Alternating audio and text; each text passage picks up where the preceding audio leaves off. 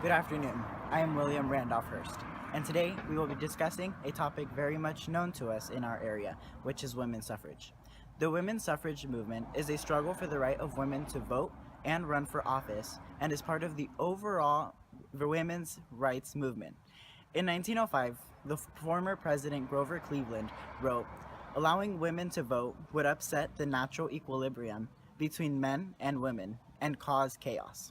In retaliation, women set out to demonstrate that rather than disrupt the social order, suffrage for women would improve it. Although women argued that bringing their roles as mothers into the public arena would impose a civic housekeeping on the government and encourage a more nurturing role of the state towards the people. More and more women entered public life in the years after the Seneca Falls Convention, partly because of the greater educational opportunities. Women's colleges sprang up around the country, enrolling mostly white middle-class women.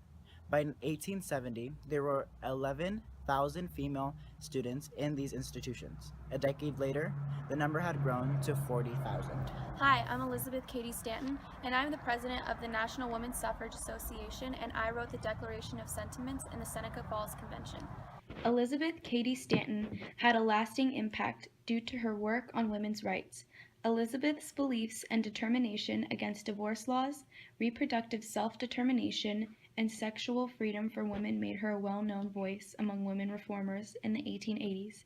She was monumental when it came to feminism, abolition, and founding the American women's rights movement. Women are intellectually, morally, and physically equal to men. Therefore, they deserve same rights as men, including the I'm right Alice to Paul, vote. and I'm the head of the National Women's Party. I believe the 19th Amendment alone is not enough to guarantee us equal status among men. This calls for a constitutional amendment, which will guarantee us equality in legislation.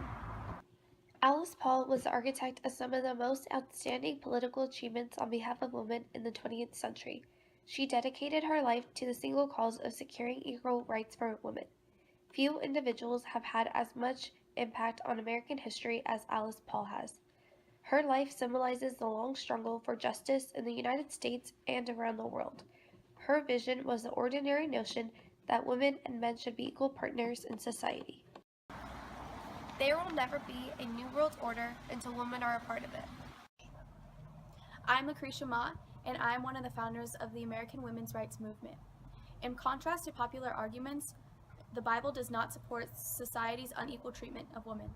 A close examination of the biblical text reveals that Christianity upholds women's equality. Lucretia Mott's lasting impact was that she still remains one of the most prominent figures in the women's rights movement. She was relentless when it came to feminism and abolition.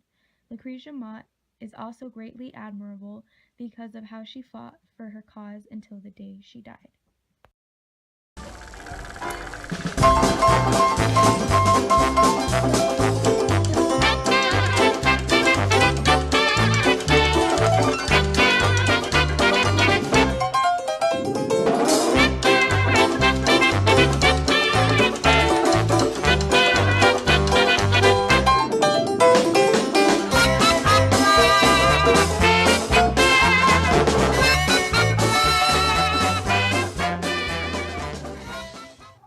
Thank you for watching our segment today.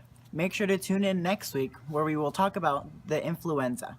I am William Randolph Hurst, and this is News 10. Area would impose a civic housekeeping of